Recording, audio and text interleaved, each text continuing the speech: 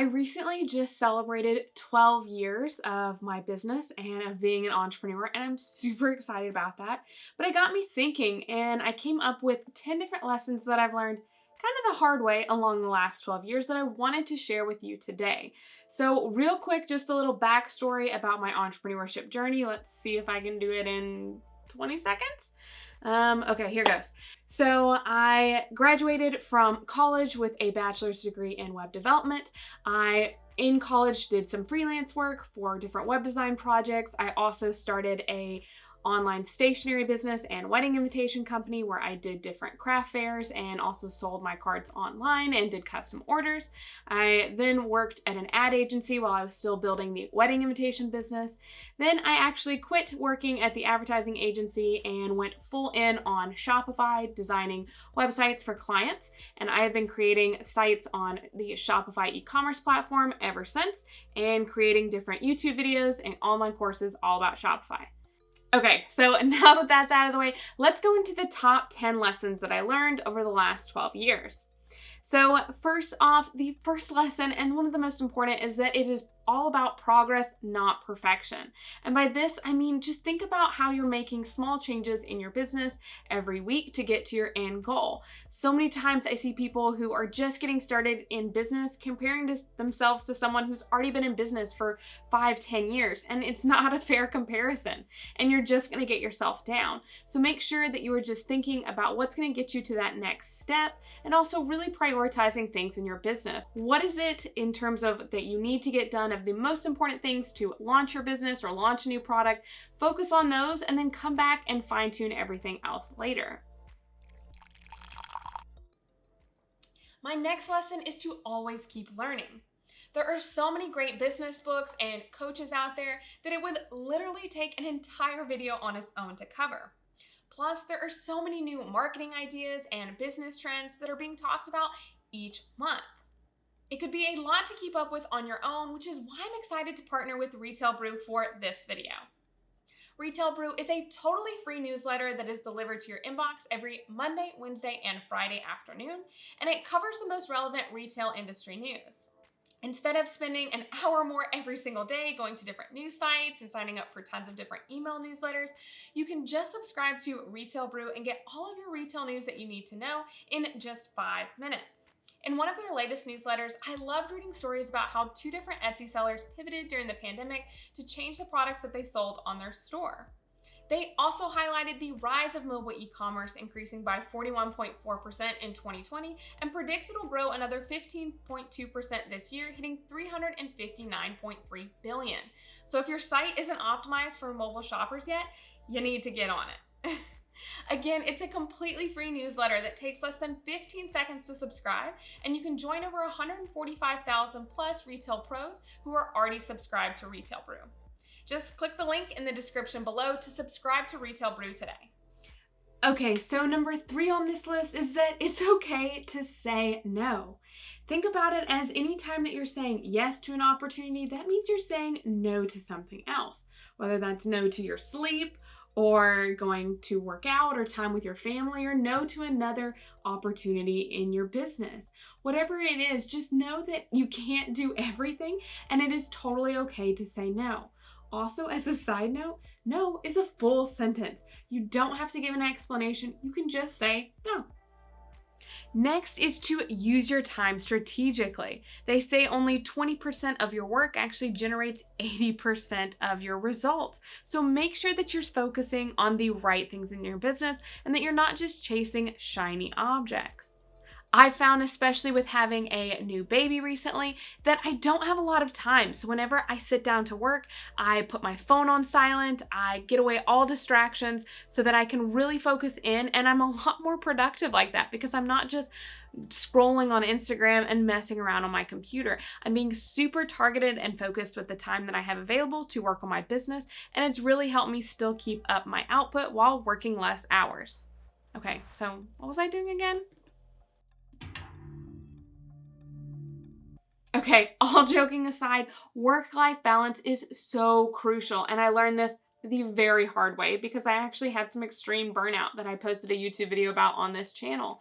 I just hustled too much and was trying to do too many things at once, and I burned out super hard. And I ended up having to take a month and a half off just to recharge myself. So do not make this mistake. Make sure that you're giving yourself time off and that you're not just solely focused on work. I know in the beginning, whenever you're starting your business, it can be so exciting and you really want to work so much to get it out there or hit a new level or stage in your business. However, make sure that you're taking the time off, because that's when you can be the most creative and recharge your energy to push those projects forward through to the final stages. Okay, so I think we're at number 6 on the list, but number 6 is to not be scared to spend money, either on your business or on yourself. This is something I definitely ran into in the beginning, and I was just really scared to spend any money on paid ads or any kind of experience that would help grow me as a business entrepreneur. So this could be something like conferences, paid advertising, masterminds, whatever it is that you feel like will take your business to the next level and be able to scale more. Make sure that you're, of course, making sure it's a sound investment, but don't be scared to spend the money if that's going to be helpful for taking your business further. I'm not saying to go out and get 5 different credit cards and max them out.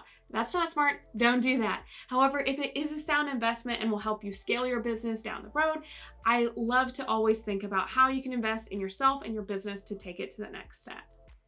My next tip is that DIY is not always best. So of course, there's definitely ways that you can learn how to do things in your business. You can learn a ton of things from YouTube, hopefully from this channel as well. But it's always also good to think about maybe hiring out for that or investing in an online course, learning how to set up your online store in just a weekend. Did you see what I did there? But really though, it is smart sometimes to actually look at hiring out or getting some additional help to do whatever you're trying to do in your business, instead of just trying to spend hours and hours learning it yourself and DIYing and piecing together whatever it is that you're working on. Keep in mind that your time is valuable. So if someone has a better skill set or more knowledge on something already, it can be more useful to tap into that instead of trying to do it all yourself. So number 8 is to hire the right people. A lot of times in business, you're actually looking at hiring whenever it might be a little too late and you're kind of struggling and stressed out because you're needing that person like right now. So you make quick hiring choices. However, I found that it's really helpful to start thinking in advance, maybe a couple months before you're anticipating needing to hire some work out, and start looking for someone then. I find a lot of different people on online sites like Upwork, and you can give them a test project just to test them out first to see if they're going to be a good fit for your style and your business. But it's super helpful to hire people that are either going to save you time and energy so you can focus that on other aspects of your business, or someone that just has more of a skill set that you're looking for. It's always really helpful to bring in some outside help if you have some money to spend to take your business to the next level. The next tip is to make business friends. I guarantee you, whenever you're starting out on your entrepreneurship journey, or whether you've been in business for a few years, you're gonna have friends and family that are not entrepreneurs who are just not gonna get it. They're not gonna understand why you're doing what you're doing and the choices that you're making. And it's really helpful to have friends that are in business as well. Plus, you can brainstorm ideas together if you're in similar industries, or just give feedback of what's worked for you in your business so that you can learn from other people. I have loved making friends in business, either through masterminds or through different online e-commerce groups. It is so helpful, and it's that nice kind of reaffirming mindset that you're all in this together and that you have an ally that you can talk to whenever you are working on something and it's not working or it is working. It's just great to know that you have someone who is also business minded that is there along with you for the journey. Lastly on this list is to celebrate your wins. Whatever they are, whether it's your first sale or your 1,000th sale or hitting 40,000 subscribers on YouTube. Seriously, I'm super close. So if you haven't yet subscribed, make sure to hit that subscribe button below. Whatever it is that you're celebrating, make sure that you carve out the time to actually celebrate that victory and that win. So many times as entrepreneurs, I find that we can just go, okay, great, I hit this goal, now to the next goal, and not celebrate all the work and the hustle or the drive and all the energy that went to get you to that victory and to that goal. I personally love to celebrate with a glass of champagne or a nice dinner out with my husband, but however it is that you like to celebrate, make sure that you're scheduling that in and that you are celebrating all of your little wins throughout your entrepreneurship journey. I hope you found this video helpful, and I've got a couple other videos over here all about growth strategies for 2021 of how to grow your e-commerce store. And if you haven't yet subscribed to this channel, I would love for you to hit that subscribe button below, and I hope to see you on the next video.